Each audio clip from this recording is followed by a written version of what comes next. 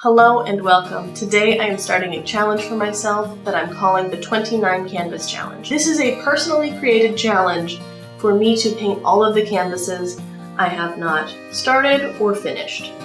And at the end I should have 29 beautiful canvases. Before I could even start this challenge, I had to go through and figure out how many canvases I had. So I'm going to show you the little journey I went on collecting all the canvases, and then we're going to get into painting. At the beginning of my adventure, I could already see 16 canvases just in my line of sight, so I went over to this collection over on the side of paintings that I have, and I flipped through them, and I was able to find a blank canvas. So after that, I'd kind of covered everything in the room, so I went ahead and I went in the closet, and fond name for this is the Closet of Doom, just because I don't like going in it. It's kind of the spot where I put the things that don't really fit anywhere else. And it's not like it's a crazy, ridiculously dirty closet. I literally moved in here 6 months ago. It's not ridiculous.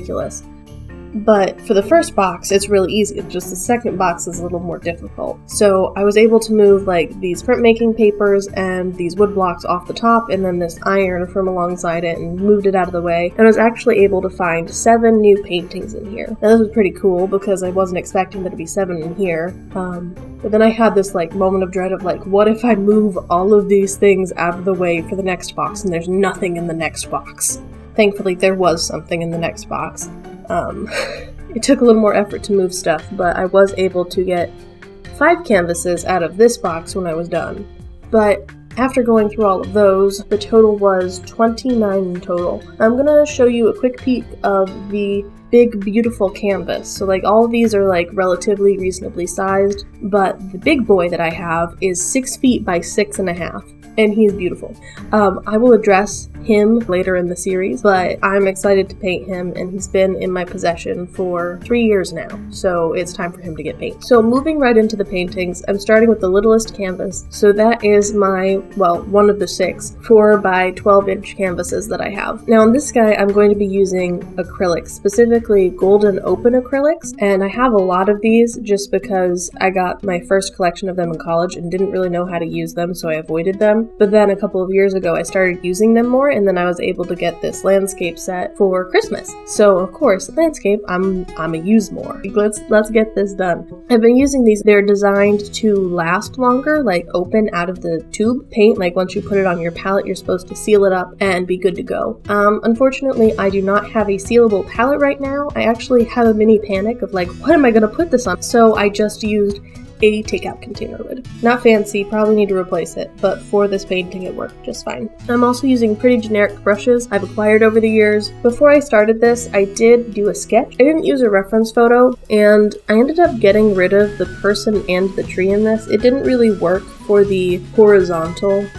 dimension of this canvas. It interrupted the horizontal flow across. But I also really think that specifically the person, the figure, I didn't want it in there because this was just supposed to be a super peaceful and relaxing canvas, and I am an introvert. So sometimes when I'm painting, a lot of times when I'm painting, I really like to just have landscapes, because I can remember a lot of times growing up, I lived on a hill when I grew up, and if I walked down the hill I could get a view of the valley and distant hills, and there just wasn't a lot of people. There's evidence of people, especially at night when the lights were on, but for the most part it just kind of felt like you were reserved out in nature. And then also there are a lot of trips my family and I went on to places where we could hike that, there were people on trails, but once you got to the top of the mountain, you hiked up there, you could just see the beautiful valley beneath, and maybe you could see some people, but for the most part the whole focus was nature. So when I'm painting, those are really reaching the top of the mountain. That's just a really peaceful place, so I just kind of focus on that. That's also probably why in this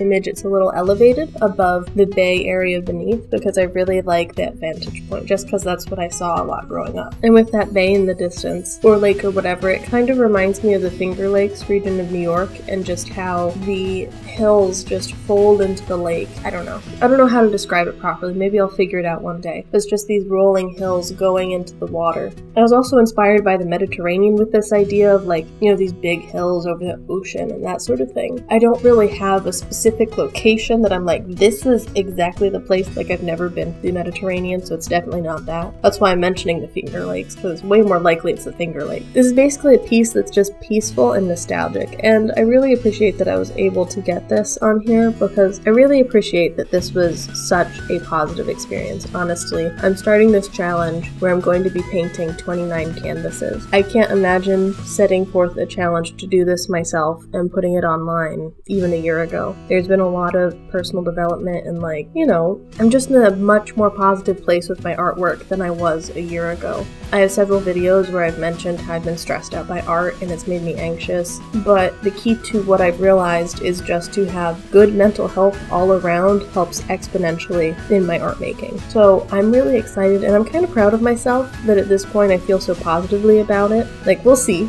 Got 29 canvases to go, but I'm really excited. So speaking of the challenge specifically, there are a couple of rules that I'm laying down for myself. The first one is I can't just throw paint on the canvases. I did that in college with a professor who required 15 paintings a semester. I could just not achieve that, so I would just throw paint on a canvas and hope that he didn't penalize me for the last 7 looking awful. Anyway, I can go into that later. So the second rule is I'm going to share it. Where I'm going to share it is here on YouTube and then on Instagram. So I'm making a playlist of all of this journey here on YouTube. And then on Instagram, there'll be little stories about it when I'm working on my paintings and that sort of thing. So yeah, that's the 2 rules, right? The first one is, the third rule, sorry. And then the third rule, I cannot buy any more canvases until I am done with these 29. I have to curtail my shopping for sales until after this is done. And then we'll see where we're at. This is not putting a limit on the other things that I plan to buy. For example, I might buy stuff for Inktober. The Inktober Art Snacks collection box is tempting me. I did not have an entirely 100% positive experience with it last year. I was super excited opening it and then it devolved. But I'm planning to do the Inktober challenge. And then I'm planning to do the Inktober Art Snacks collection box, potentially. So I might buy that, but that's not a canvas. Canvases take up a lot of space, just by their nature, how they're made.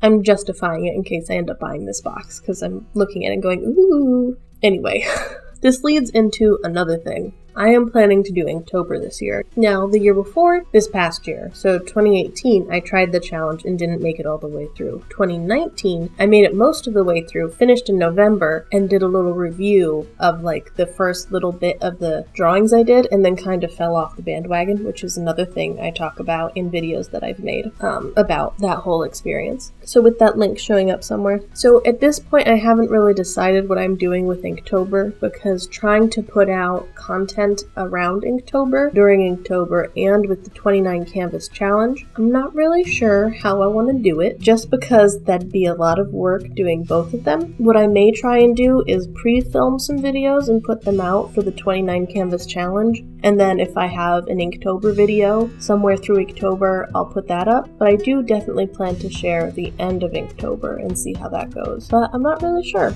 I'm not really sure how that format will go. If you have some opinions or thoughts, let me know in the comments below, because I really don't want to over-stress with my time and my mental health and the time I have to make videos. So with this challenge, I have paintings that I've already started, and some of them are in acrylic and some of them are in oil. And with the oil ones, I'm not super excited about the prospect of starting them yet. I'm hoping to wait until it cools down a little and I can take my AC unit out of my window and then I can have a fan blowing out of it, just because there are a lot of fumes. And also, I'm not super thrilled about the idea of using oil, just because there's a little kitty who lives here. Her name is Luna and she likes sunbeams, and throwing herself on my rug right next to my desk, which is also in my studio space. So I don't want her to be breathing in bad fumes and hanging out with me for a long time. So I'm not looking forward to exiling the kitty from my room for a time period, but I can't really do anything else with the canvases, and I don't have anywhere else I can work